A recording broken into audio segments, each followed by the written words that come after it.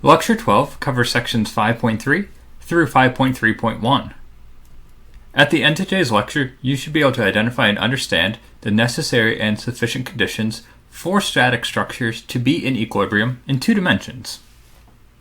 For us to begin, when we talk about equilibrium of a body, we mean our body will not have a tendency to translate in any direction, nor will our body have a tendency to rotate about any axis. For us to achieve this, that is, for our body to be in static equilibrium, we have to ensure that we have the proper supports that elicit the proper reactionary forces and or moments to prevent our tendency to translate and rotate. Now we are going to start our discussion by looking at two-dimensional force systems. First we will look at concurrent and collinear force systems, and then we'll look at planar force systems. For us to begin, let's consider a rigid, non-deformable body. And for this body to be in static equilibrium, both our resultant force R and our resultant couple C must be equal to 0.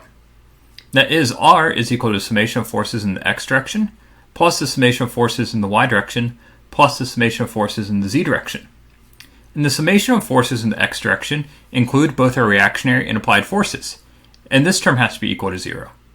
Likewise, the summation of forces in the y direction is going to be the sum of our applied and reactionary forces in the y direction, and this term has to be equal to 0.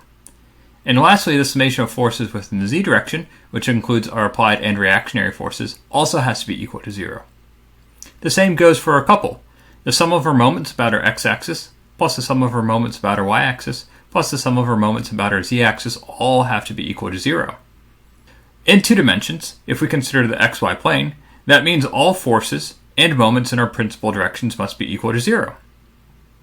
That is, we can say the summation of forces within the x direction has to be equal to 0, and we can look at the scalar components of our forces in the x direction, including our applied and reactionary forces. And when we sum those up, they must be equal to 0.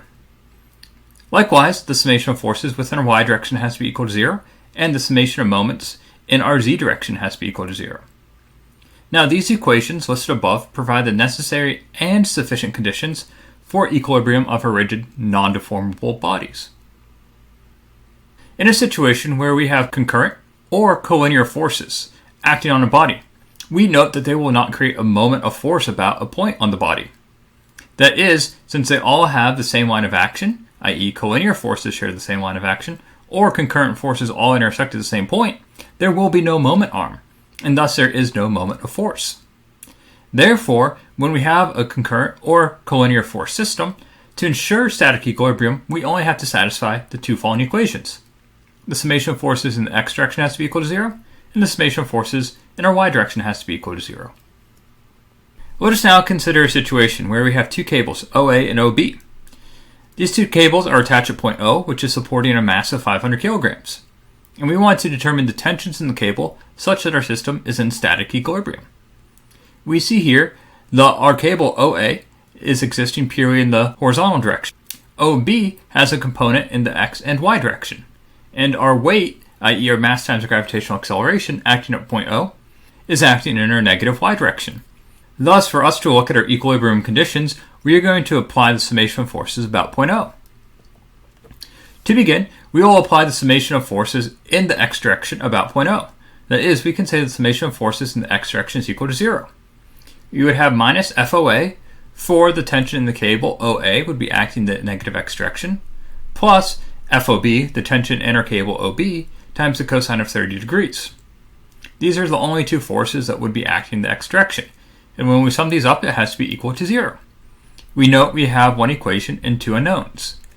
Thus, we can apply the summation of forces in the y direction. That is, the sum of our forces within the y direction is equal to 0.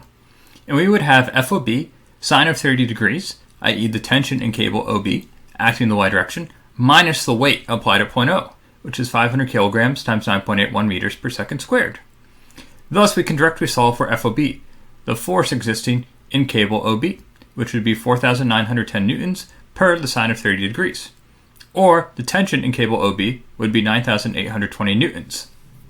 With this value, we can substitute it back into our expression for the summation of forces in the x direction, where FOA would be equal to FOB times the cosine of 30 degrees. Or FOA, the force existing in cable OA, is 8,500 newtons.